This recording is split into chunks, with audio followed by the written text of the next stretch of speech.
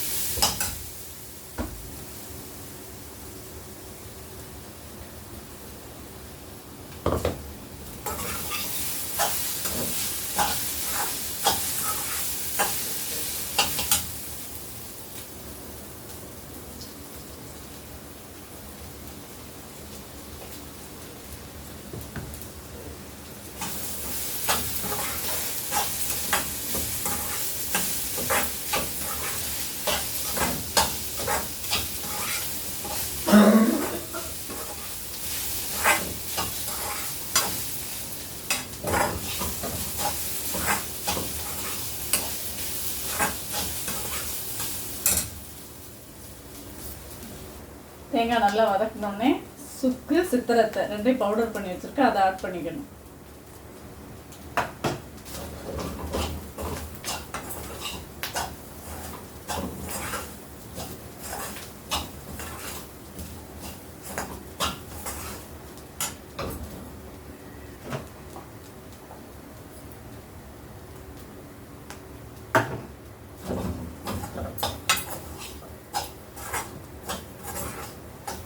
துருவின தேங்காய் சுக்கு சித்திரத்தை பவுடர் 3 போட்டு நல்லா வதக்கிட்டு நல்லா வதங்கினதுக்கப்புறம் பனங்கல்கண்டு அப்படியே போட்டு வதக்கலாம். பெரிய பெரிய பனங்கல்கண்டாக இருந்தால் பவுடர் பண்ணி வச்சுட்டு ஆட் பண்ணணும். இப்போ இதையும் ஆட் பண்ணி நல்லா வதக்கிட்டு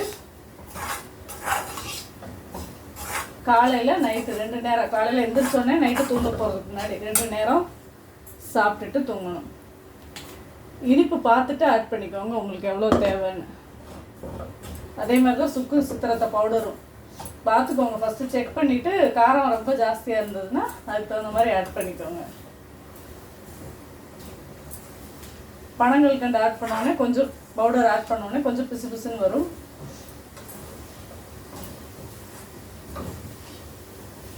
நல்லெண்ணெய் தான் எடுத்துக்கணும், நல்லெண்ணெய் தான் சேர்க்கணும்.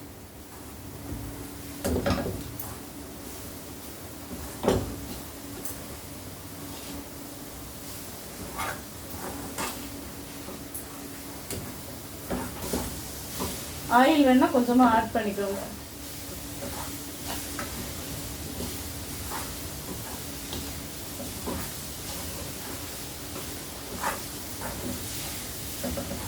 இப்போ நல்லா வதங்கினதுக்கப்புறம் சாப்பிட்டு பாருங்கள் ஸ்வீட் எப்படி இருக்குன்னு. அதிகமாக காரமாக இருந்தால் குழந்தைங்களுக்கு கொடுக்குற மாதிரி இருந்தால் கொஞ்சம் இன்னும் கொஞ்சம் பனங்கல்கண்டு பவுடர் சேர்த்துக்கோங்க. அப்படி இல்லைன்னா அப்படியே விட்டுருங்க. இது அப்படியே ஒரு கண்டெய்னரில் எடுத்து வச்சுட்டு காலையில் நைட்டு 2 நேரம்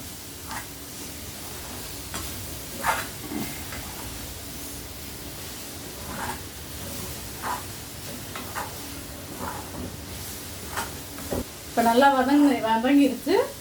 இப்போ பாருங்கள் இப்படி இருக்கும். இதை எடுத்து வச்சுட்டு ஒரு கண்டெய்னரில் எடுத்து வச்சுட்டு காலையில் சாயந்தரம் 2 நேரம் சாப்பிடலாம். குழந்தைங்களும் விரும்பி சாப்பிடுவாங்க. ஏன்னா இது தேங்காய் பனங்கல்கண்டு எல்லாம் சேர்த்துருக்கிறதுனால ஸ்வீட் மாதிரி தான் இருக்கும். சுக்கு சித்திரத்தை பவுடர் மட்டும் தான், அது கொஞ்சம் காரமாக இருக்கும். குழந்தைங்களுக்கு கொடுக்குற மாதிரி இருந்தால் கொஞ்சம் கம்மி பண்ணிக்கோங்க.